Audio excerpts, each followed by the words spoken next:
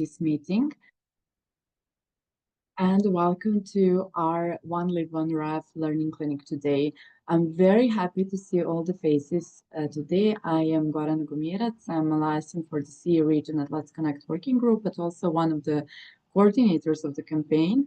And I'm very super excited to be talking about this campaign today. But since I will be talking a little bit more later, I will give the floor to Lucy to do the introduction part. Thank you, Lucy. Thank you, Garana. Hi, everyone. It's so nice to have you all here. Could I ask for the next slide, please? My name is Lucy Hinney. I'm one of the Let's Connect liaisons for Northwest Europe. Some of you may have met me in my role with Wikimedia UK. It's lovely to have you all here today. And if we could move on to the next slide.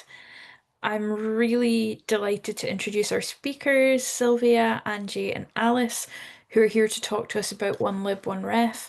And I'd like to uplift as well the Let's Connect team, and particularly Garana, who've worked with the speakers to bring this learning clinic to you today. It's always a joy to work with new collaborations under the Let's Connect banner. Could I have the next slide, please? So we do encourage you to take a look at the Trust and Safety Guide, the link to which will be in the chat just shortly. In fact, I'm putting it there now.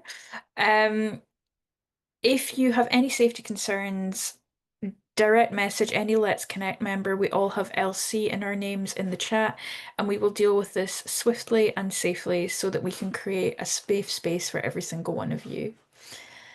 If I could have the next slide, please.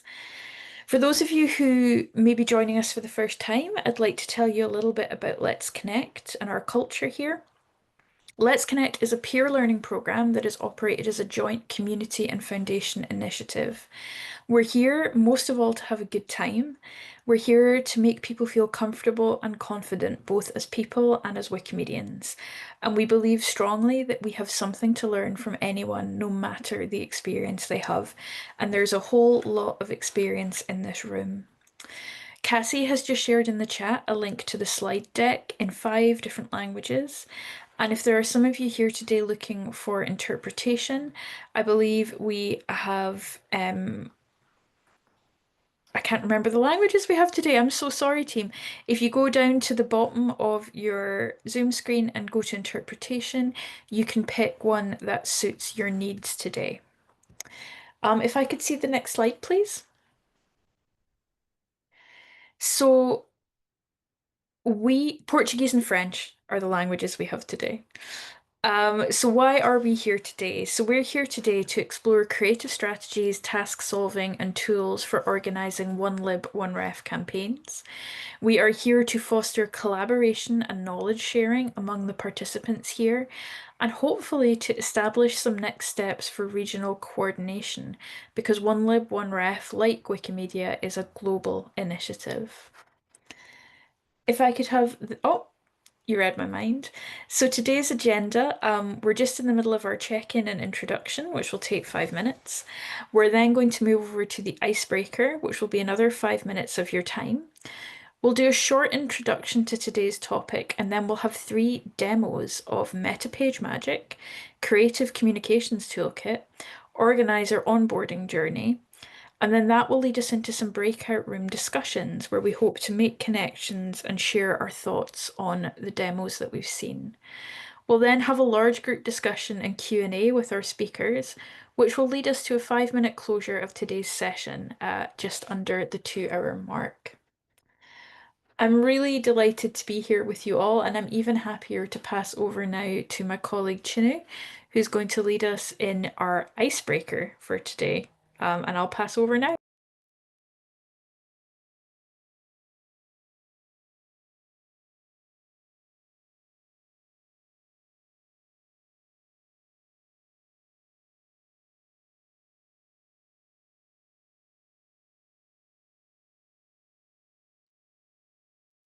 Chino or Cassie, is one of you on mute? Oh, sorry, I was speaking on mute. Okay. I welcome you, everyone, and thank you so much for participating here today. And since the topic itself is related to the library and references, we have our icebreaker question itself ready related to books.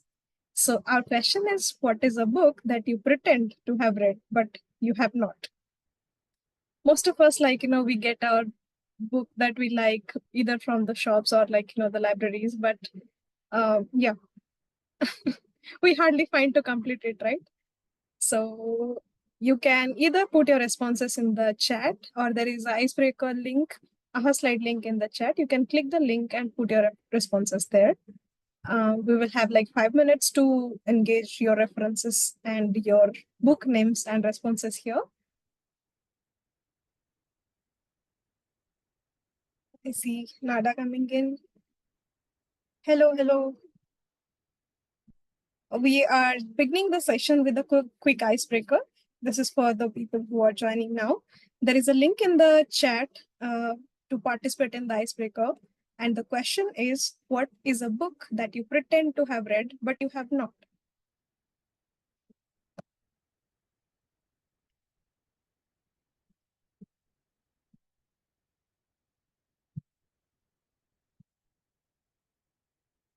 I'll maybe start with Silvia. Would you like to respond to this? What is your preferred book which you have not yet read? I am so sorry to say this because actually I'm a literature major, so I should always read everything, but I couldn't bring myself to end the Ulysses. I don't pretend I have. I always say this with shame, but yeah, Ulysses from James Joyce. James Joyce, okay. I see Lucy's response. Can we see the slide results? Can you ship to the slide screen, Gorana? The link is in the bottom speaker notes. Yeah, just a second. Sure.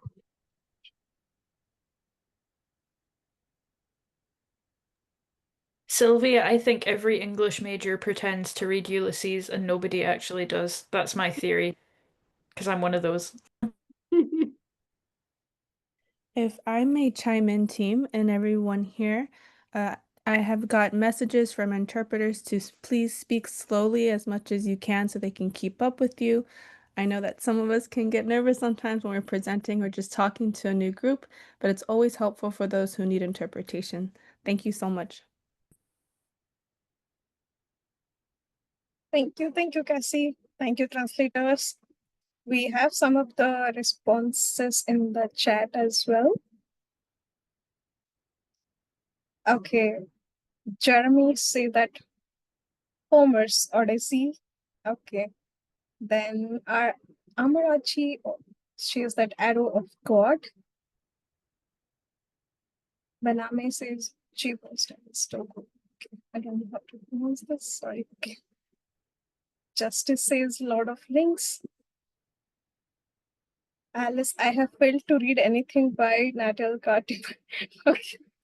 I cannot go beyond 4 pages. Color Purple. Quite.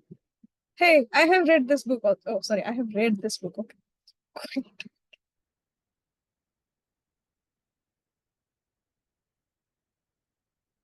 Okay.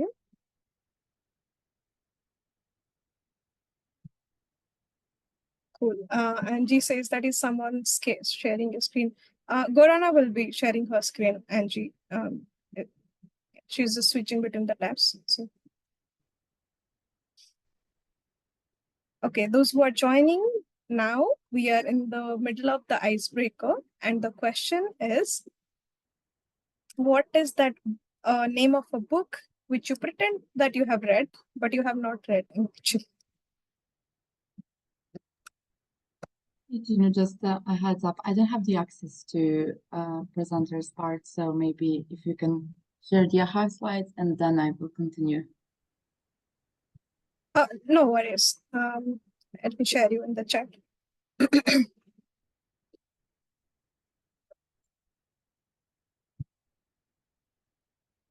Or maybe I can simply share my screen for this part as well.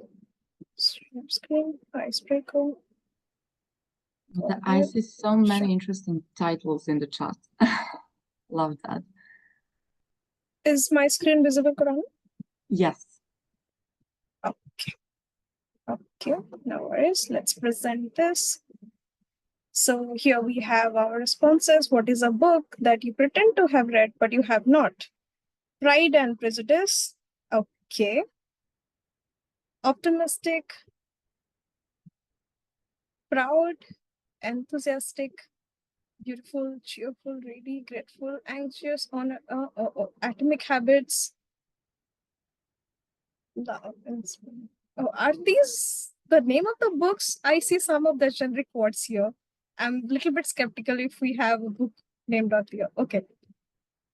Color Purple, The Monk Who Sold His Ferrari, War and Peace by Tolstoy. Huh. So we have the perfect audience today for our librarians. Appreciative, Useless by James Joyce, Madeleine Gardner. Okay. Long Walk to Freedom. The Idiot. Okay. Useless from James Joyce. Oh, sorry, Ulysses. Sorry, my bad. Oh, we are still getting responses. Okay.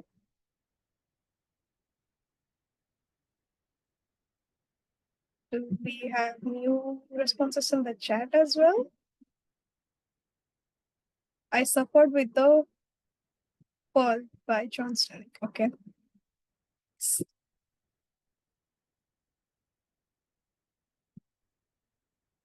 War and Peace.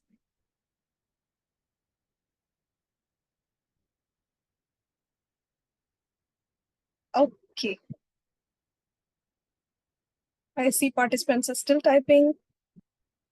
I'll just take another 30 seconds to close my screen and hand it back to Gurana. How to Win and Influence. That's a nice book. Okay. Portuguese Destination, Lotte Monte, 2040. Okay.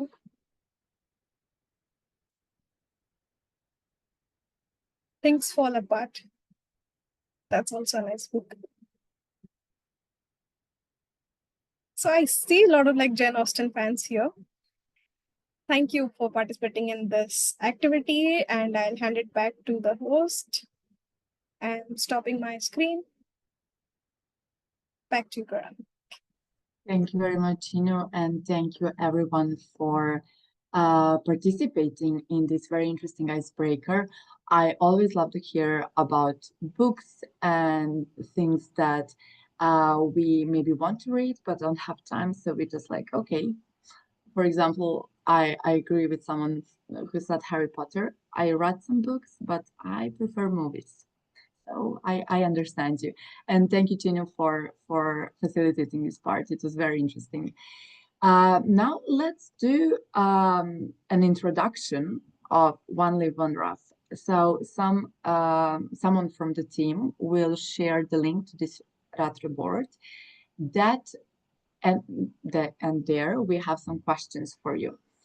I know that some of you have not participated in this campaign before. For someone, it's a new thing, but some of you are active participants or organizers. So we wanted to ask you, how would you describe 1Lib1Ref in your own words? There is like a one fun fact about me.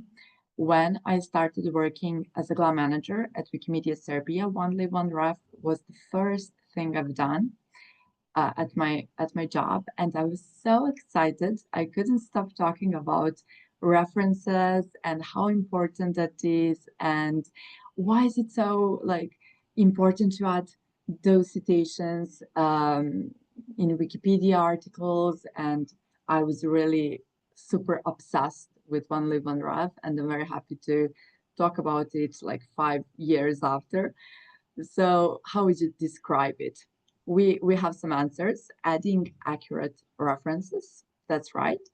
A campaign in which we can make the largest pre-knowledge database trustworthy, small changes with big impact, librarians doing what librarians do, where our library skills come into locate sources. That's right. Connecting public libraries to the Wikimedia movement. Yeah, it's a very good way to connect libraries to Wikimedia.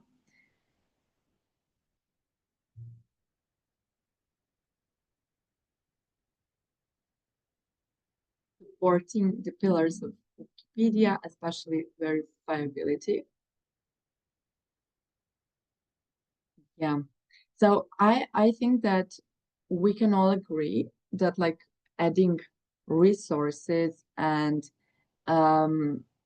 adding missing citations is very important, but having like two campaigns dedicated, I mean, this is one campaign, but happening twice a year, dedicated to increasing also the visibility that we are doing really a big job on making Wikipedia more, let's say, reliable, and that each year after year, it's more it has more sources, we have more references, and it's much more reliable. And you can also take a look at the question, whether you are a newcomer, someone who is talking about 1Lib1Ref for the first time, or is planning to organize or to participate, or if you're someone with experience. Imagine that you are just about to join for the first time, like, for example, me 5.5 years ago. What is the thing that would make you feel more comfortable to do that? Do you have some kind of, let's not say like a scare, but maybe something that makes you feel a little bit less comfortable in joining 1Lib1Ref as a participant or organizer? Do you think that maybe, I don't know, libraries in your region would not be open to participate in this campaign? Is there anything that, or maybe there is more support from the coordinators side that you would need? Have you ever think about that?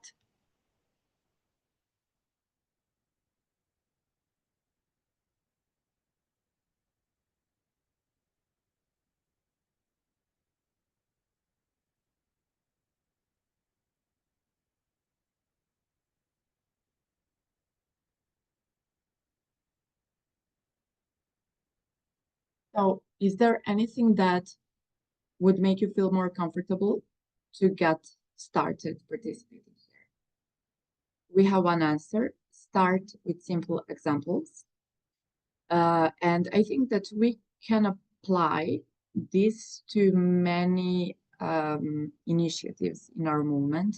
And I think that when you do some activity, for example, me, 1Lib1Ref for years now, sometimes I forget that how hard it was at the very beginning and how little I actually understood on what are good citations, how can I start, how can I initiate like a meeting with library, what should I do, and so on. So this is a very good comment.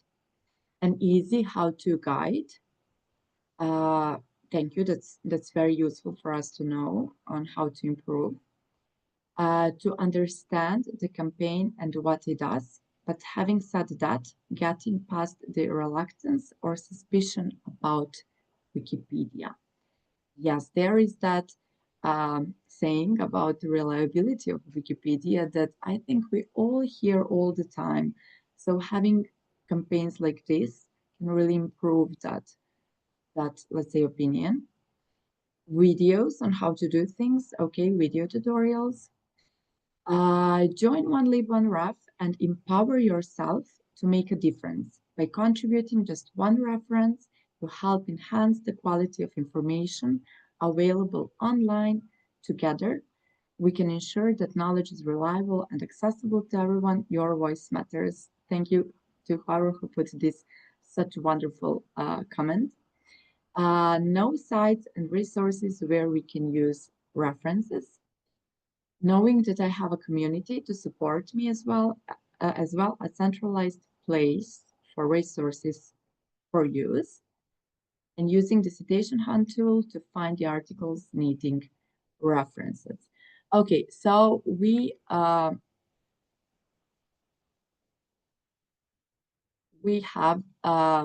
many comments here. Thank you for that. We have new one coming up, learning from each other. That's correct. So as I think we all can agree, a start is always a little bit hard. So that's why we need to start with basics and simple examples and having tutorials and guides that are easy to follow and easy to understand. And that's why we are always trying to hear opinions and feedbacks from participants of the campaigns, from the organizers, so we know how to do better and we know how to help better as well. Please feel free to add your responses into Retroboard, and I will ask my colleagues to share Etherpad as well, where you can ask questions, or feel free to ask them in the chat.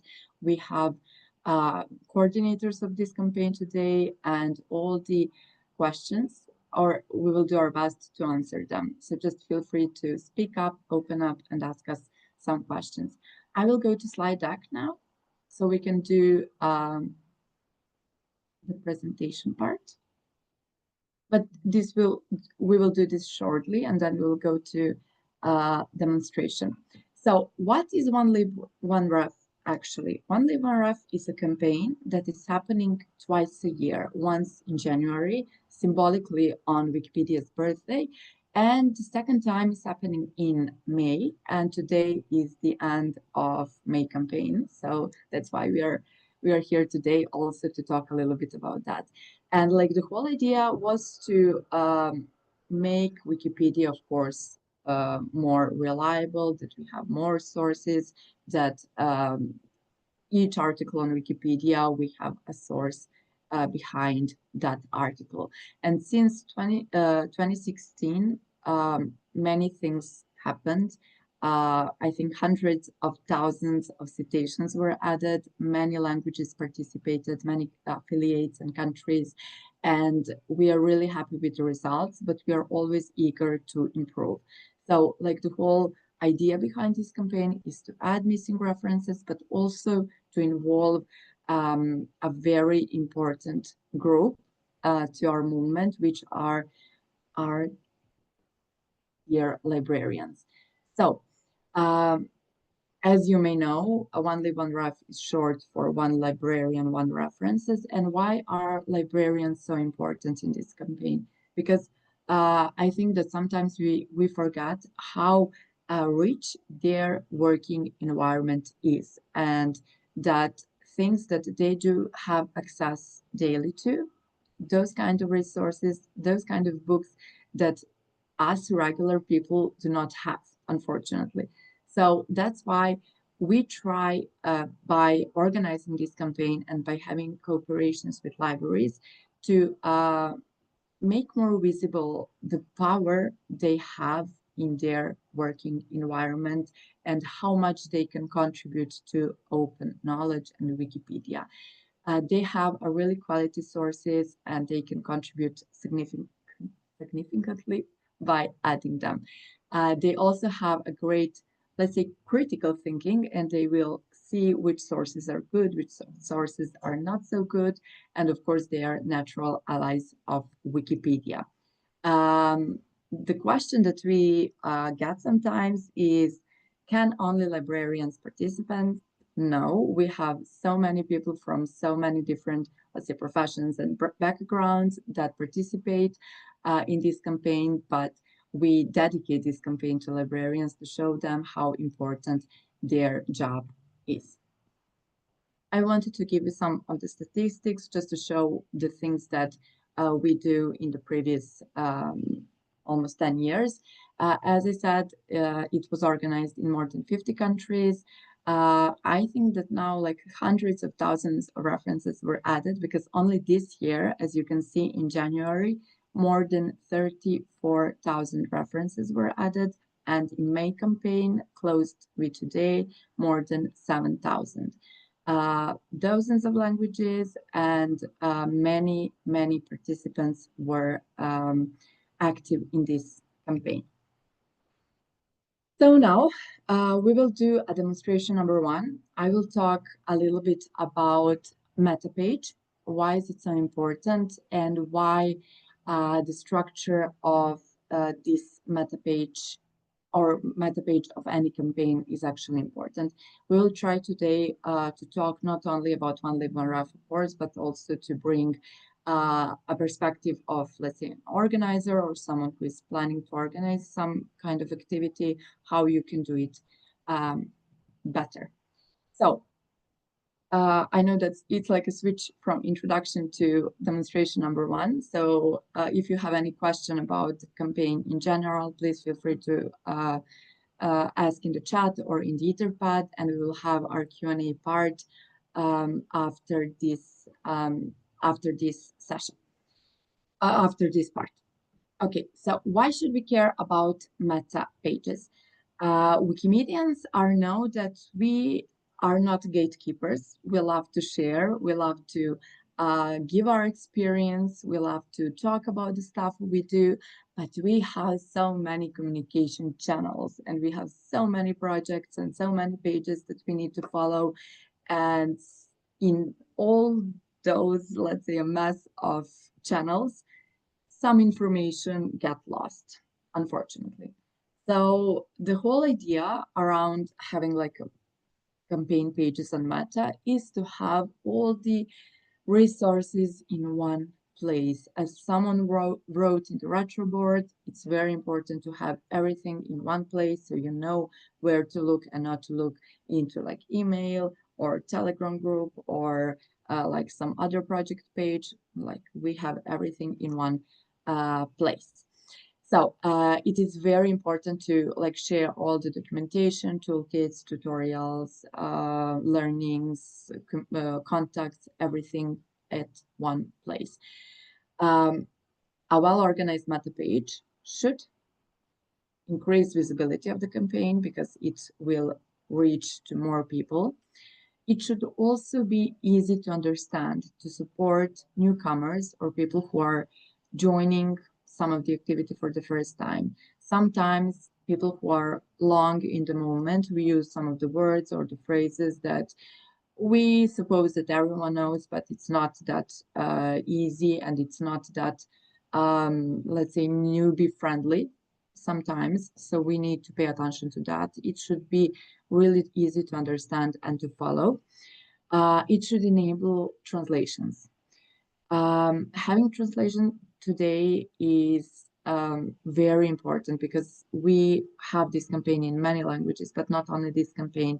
Many things are organized throughout the movement, and we should have that part easy to translate, to help your community and to help other people join, because not everyone speaks English. And of course, it should save some time for organizers and participants. If you are planning to participate in the campaign for the first time, you can find all the information there. So what makes a meta page effective? There is no like strict recipe how to build a meta page, but there are some sections that we need to have. First of all, clear introduction. Like, for example, what is 1Lib1Ref actually? When I see hashtag 1Lib1Ref, I don't know what that is. And then you have that explained, or why it has librarian in its name. So we need to tell them what is this campaign about shortly, without many text, because sometimes that can be also confusing. We need to have our goals and outcomes clear. What do we need to expect from this campaign or activity that you organize? And clear way on how to participate, because sometimes there are people confused. Okay, should I add reference on Wikipedia article? Should I add it on Wikidata? How should I do that? And so on. People get sometimes confused, so we need to have clear steps on how to participate. Toolkits and visuals, like some of the tutorials, or maybe badges and barn stars or certificates that you can give to your community should be also available, and we will have that part covered with Angie. So thank you, Angie, for that. As I said, translation ready structure, many meta pages that are many campaign pages on Meta have that, and it's very useful when you organize an event in your own language. And of course, contact or support information if you have any questions that you know who to ask. So I did like this table to be a little bit more clear about the sections that every meta page should have, like about the campaign, you can have that short summary plus key links, how to participate, step-by-step guide for people who are individuals who just want to participate in some campaign or who wants to organize it, resources in one place like logos, templates, toolkits, video tutorials, certificates, badges, barn stars, whatever you have, there should be in one place. Translations, as I was telling how important that is, and of course, timeline. So we know when it starts, when it ends, when do we have calls, when are the things happening. We should have a clear timeline of the activities. And what makes a meta page hard to use? Huge amount of text.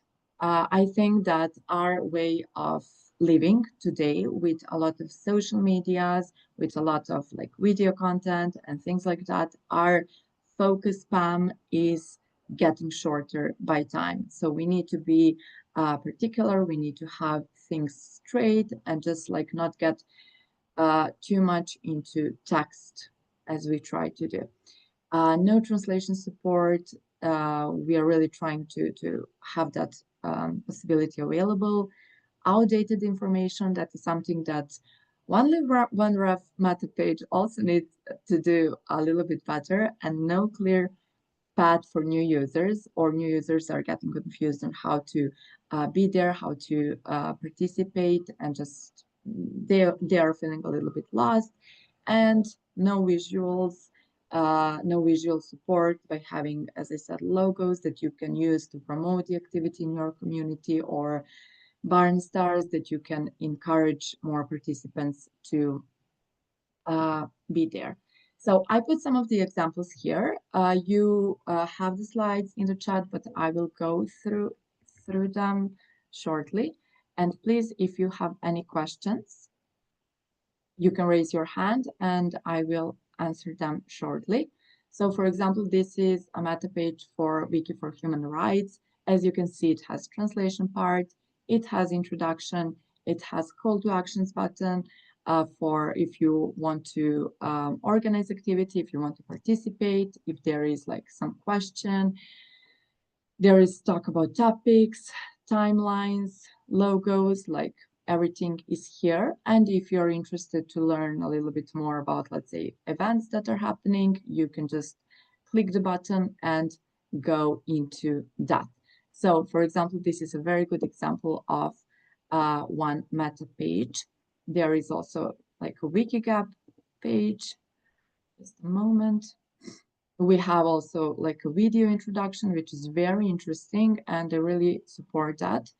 And we have basic information and all the links here that if you're interested into, you can read more in these linked parts. And we have our 1Lib1Ref meta page that has like a lot of information.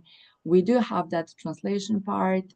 We have introduction, we have some video tutorials that I'm really looking forward to upgrade a little bit with more fresh information.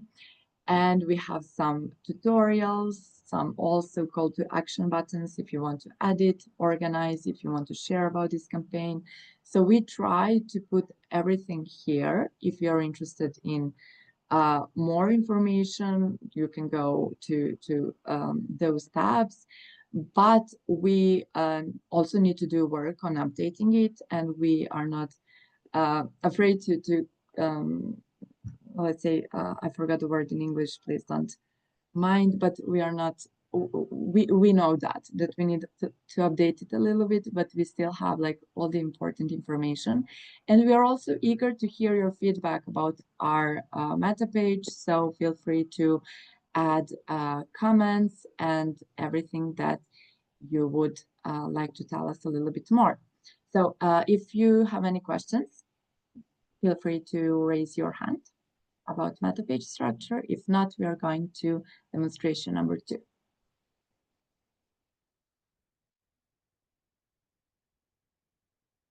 Okay, thank you very much for the attention. I will give the mic to Angie. Well, thank you so much. Thank you, Gorana. There are a lot of points that are related to this part, as you were mentioning. We are going to talk about different communication strategies so that we can engage more people to 1Lib1Ref. 1Lib or 1Lib, 1Lib1Ref with L is for the January version of this event. I don't know if we mentioned it, but I saw in the chat this is organized twice, as they were mentioning, and in the the Spanish talking community, we say 1Bib because Bib stands for bibliotecas. That means libraries in Spanish. So that's why you're going to see that I use like both of them. Well, let's go to the next slide, please. This is just to talk a little bit with you. You can make comments in the chat as well. Why is communication so important in every campaign? But in this campaign that, as Gorana mentioned, sometimes, every time has to do with editing in Wikipedia. And if we are not very used to Wikipedia and related names, Wikimedia Commons, or I don't know, some words that are usually used when editing, it is important to have a communication that can make people participate and make them motivate. So one of these topics has to do with the impact. For example, we have to try to make people pay attention to the piece, no? As regards their colors, as regards their general aesthetics. This can bring people like, yes, can make like an impact on what do they choose, where to participate or not. I mean, we all are like visual people that we engage with visual stuff, right? So the first thing is to make communications like attractive in that way. I know I'm not saying anything quite new, but we are going to see some examples for all this. Then we have to think, this is more important for me, like on the engagement on the campaign. As Gorana also mentioned, there are much more campaigns in the Wikimedia community. And so this one is very related to librarians, but it's not only for librarians, right?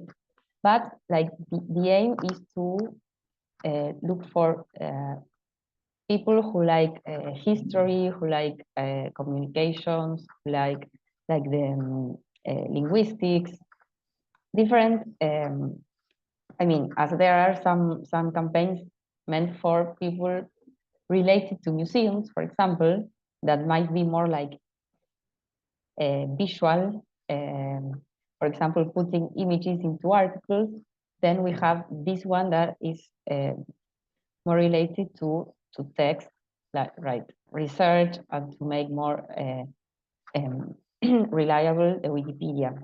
So engaging people, taking into consideration shared visions, objectives, and aims, that I was saying before, emotions as well, is very important, because that's going to help people feel there is also this campaign, because we are making the biggest and open source of knowledge in the world a better place to look for knowledge for everyone. So there's something about this shared vision that has to be very clear as well in the communications.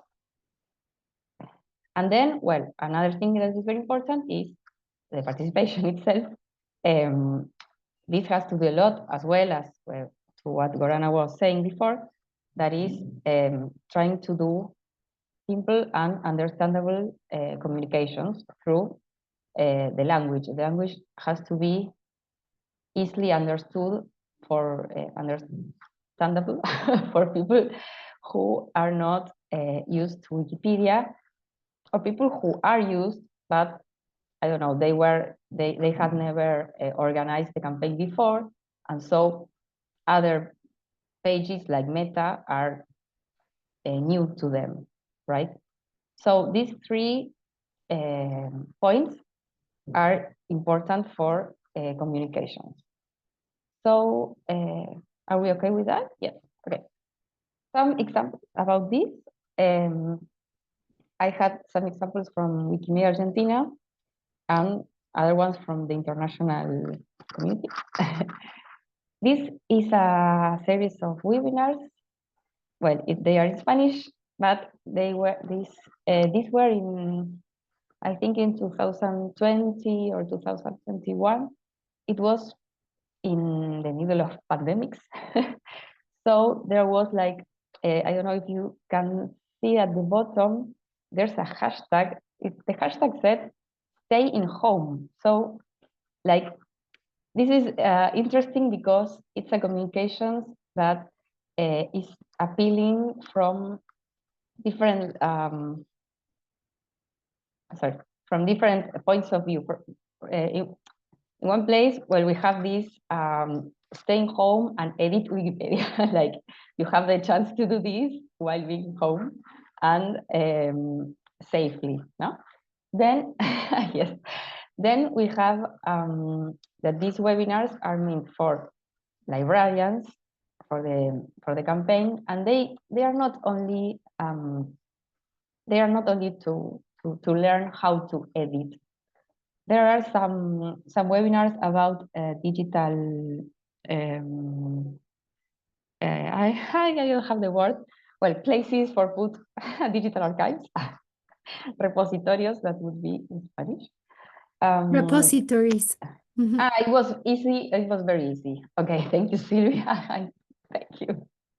Then we have some introduction to intellectual property as well for librarians, because as I mentioned, like the people that this campaign is meant primarily is librarians, but it's not only for them. And then we have a webinar about the digitization project from Wikimedia Argentina. So all these, they are aiming at the same kind of people and motivating them to join the campaign. And the campaign is in the first of the webinars. And in fact, well, Silvia, you're mentioned there, so she's been in all these as well. Let's go to the next one. Then we have this kind of communications that are for social media, and they are aiming like for people who they don't know Wikipedia, or I mean they don't edit. Difficult that we don't know Wikipedia, but people that are not volunteers, or that they're not using it. So exactly, this says in English, like, I think you put it here, Silvia. Mate, yes, mate is a drink in Argentina, and it's very, very famous. But in Wikipedia's article, there are not enough references for the mate. So, like, we were thinking in that moment how to engage people from something so familiar and so common like a mate, and that there are no enough references. So let's go to the next slide. As well as we put that big question in the first slide. Then we have some step-by-step steps, basically steps to edit. So we have the number one is look up for articles that you are interested in that have not enough references. The second one is check the information and the bibliography or the references that are used there. The third one is to add the ones that can make the article more diverse and more, like, have more voices represented in the article, because sometimes the articles have references, but maybe they are the same ones or they are like the same kind of reference. And the fourth is a reminder of when you save the edition, please use the hashtag, that's 1Lib1Ref. That is a hashtag that makes us, the organizers, easier to count the different editions. So these kind of social media posts are very, very useful for, thank you, for attracting more like common people that are not editors. Now, yes, let's go to the next one. Then another strategy is to have, well, we've been talking about webinars that are online events. Then we can have on-site events in the format of an editathon, let's say. It's some kind of editathon that is a moment where a lot of people can join and edit different content. We have one in 2 days that is in an institution that is called the Goethe Institute, that has a library, and it's also co-organized with a university. That is the University of Lanús in Argentina. Well, everything is in Argentina.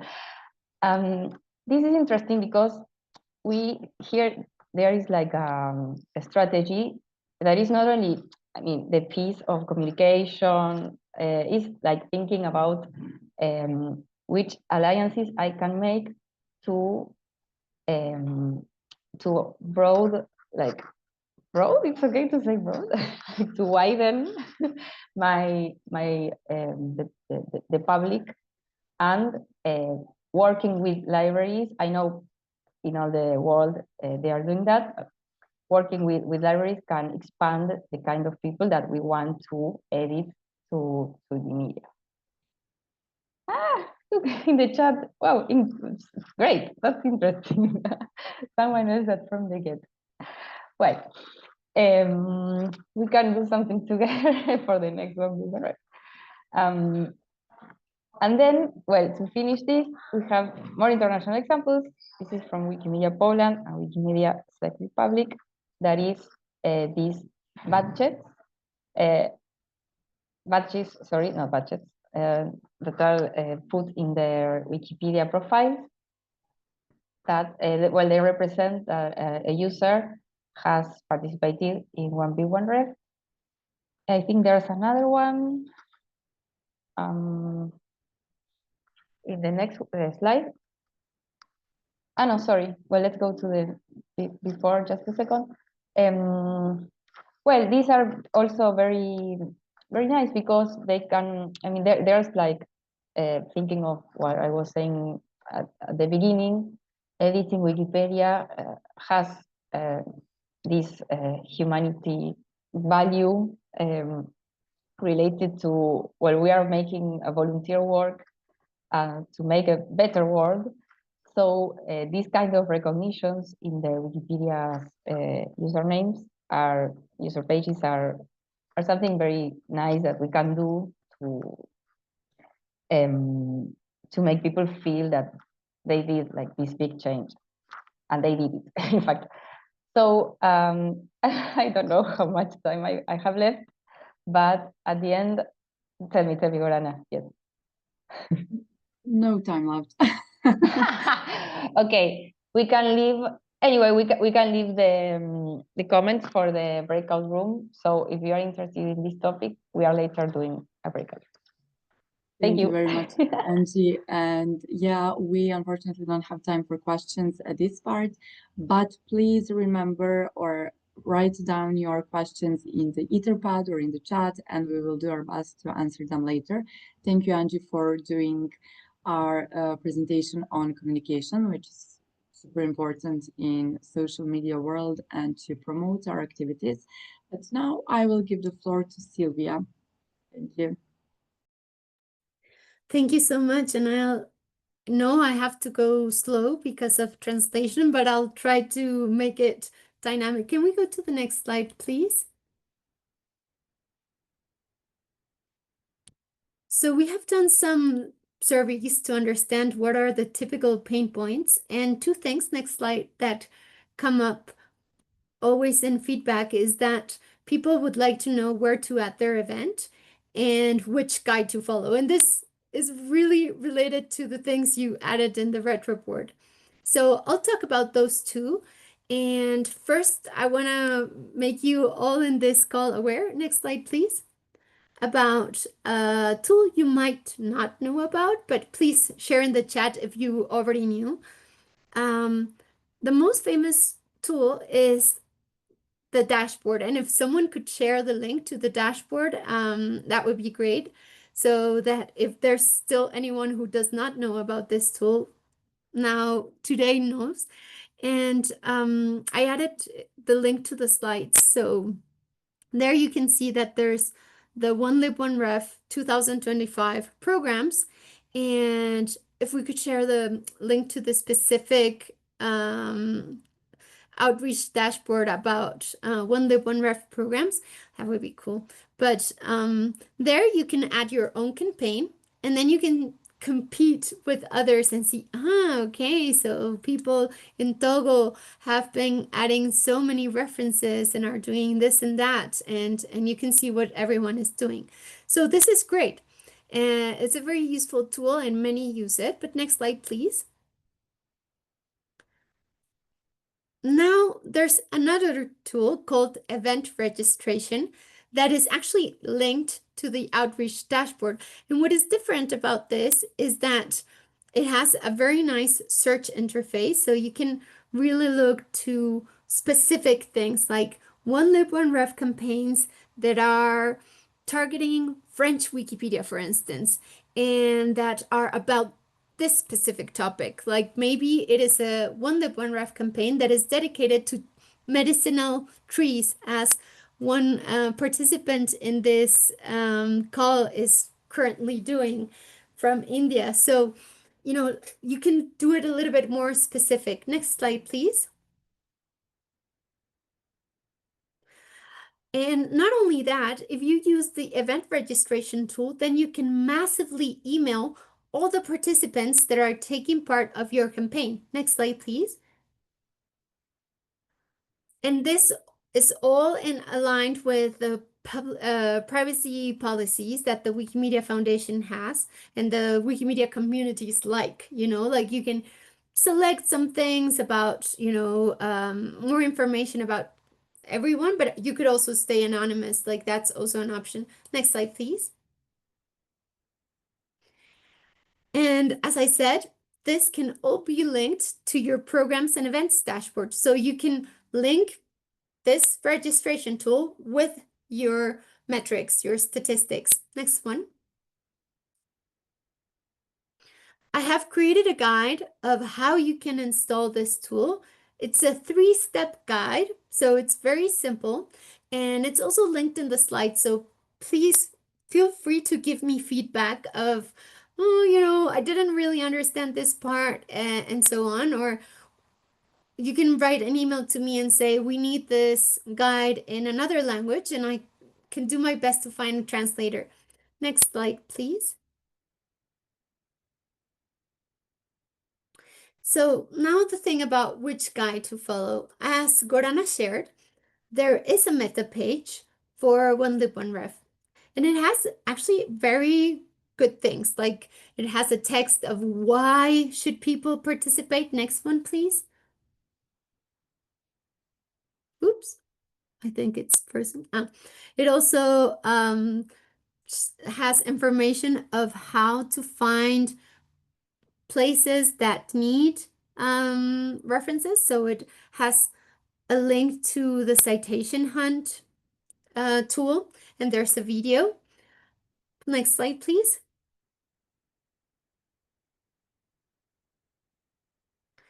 It has some instructions of what you can do before the campaign and during the campaign.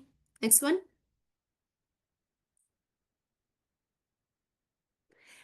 And it even has some suggestions of tweets or, I mean, X messages or Blue Sky messages that you could share. Is it Blue Sky? I don't know, I'm wondering. Next one, please. So it has a lot of things, but it has been also, oh, sorry, and one more thing.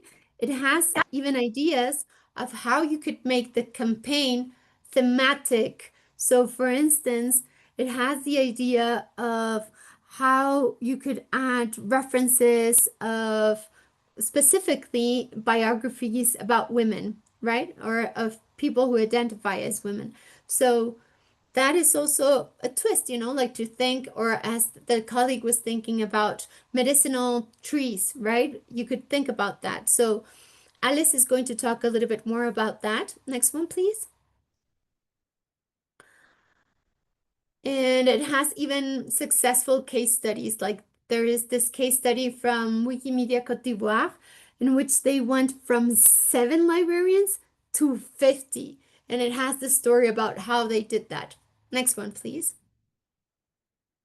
So feel free to explore the meta page. It is still alive. There are these 2 events that were added to the meta page and so on this year, for instance. But next one, please. Even though it is available in these many languages, it is very hard to maintain these pages. Not all of them are complete. Next one, please. There has been requests that have not been addressed because there's no clear guide of who is responsible for this meta page. Next one, please. And it's very hard to sometimes mark the meta page for translation. It has some examples that are from COVID times, so it's hard to maintain what are Instagram posts that we could share. And, you know, Instagram posts without an image are not such a great idea. Next one, please. So we will have a breakout room to think about this together. And I don't know how much time we have left because I want to leave some time for Alice to share some more things. So let me know. We still have 7 more minutes for this part. How many? Sorry? 7. 7. Okay, so I'll just use 2 more just to make you aware of 2 things you shared with us in the survey when you answered. Okay, so I'm sharing my screen now. And 2 things people have asked is, well, if I'm organizing an event and I want to share swag, like, I don't know, pens or things that are branded with Wikipedia, what can I do? Do I have to request a rapid fund? No, actually, there's a very quick way to ask for swag, and that is linked on my meta page, and I added the link in the slides as well. So you can go here and you only need to follow these steps. So it's really not that much. It's just seeing if your customs office has any problems to receive things like gifts and so on. Then know the number of people that you will expect in your event. And then once you have that information, you just send an email here. Oh, someone is doing some drawings. But anyways, you just have to send an email here, and then you just send this information in the email, and that's it. That's everything you need to request for swag and have a price. So hopefully that information is useful. And also some people have been asking in the chat how they can find for references. And there are this is a tool, the citation hunt, which is also on the meta page. This is a very good video, but there are some more advanced tools that you can find here, and there's also videos of them. So for instance, you can use PetScan if you would like to search for articles without a reference that are within a very specific category. So this is to search for articles that are about scientists from Argentina, women scientists, and you could also follow the image here, or you can, there's a video also about how to use this tool. Just finally, once you want to get some statistics, you can either use the dashboard, which is already very good to find how many references people have added, but also you can use the hashtags tool. So this is a tool where you can add the hashtag 1Lib1Ref or 1Bib1Ref, and you can say which Wikipedia you are looking for. So for instance, Spanish Wikipedia, and the start date and end date that you're monitoring. And then it will find all the edits that have added this hashtag to the, when you save your edit, you can add like a little line of what you did. And then, yeah, that's where it's, that's how you can find it. So hopefully that was 3 minutes. And now I will pass the mic to Alice. Thank you very much, Sylvia, and thank you everybody else. Gorana, please share the first page of the slides so that I can speak. I did not prepare any slides because what I have to say is a lot more of talking than I can show on screen. So as Gorana pulls up those slides, I will use 30 seconds of my 1 minute to welcome you all and thank you all for being here, because I realize it is quite late and extremely early for you. So this kind of commitment is to be commended. So I will speak and concentrate on a few tips that focus on creativity as an organizer, embedding the element of continuity, but above all, building a relationship with your intended participants. Now, all of these things are done by the event registration, where you have a good idea of the kind of people that you want to attend. But at times, even that event registration tool might not get you the best or what it is that you're looking, because you're the owner of this particular campaign and you know the gaps of your community when it comes to interacting with this campaign. So I'd like to introduce the element of intentional recruitment. By that, we seek specific demographics that we want to cultivate into the campaign for now and beyond. And I'll give a case study of Uganda, where for the last 2 years, we have intentionally sought out university students. One, so that we can create the relationship between what they are learning in class and how it operates in the world of open access, but also give them something in which they can leverage the knowledge that they have. And for that, we work with a content curator. Silvia has spoken about thematic engagement, but as your campaign grows in your specific locality, it is important to have somebody who can help with creating lists or a content curator to identify thematic gaps. That could be a librarian or a person within your community.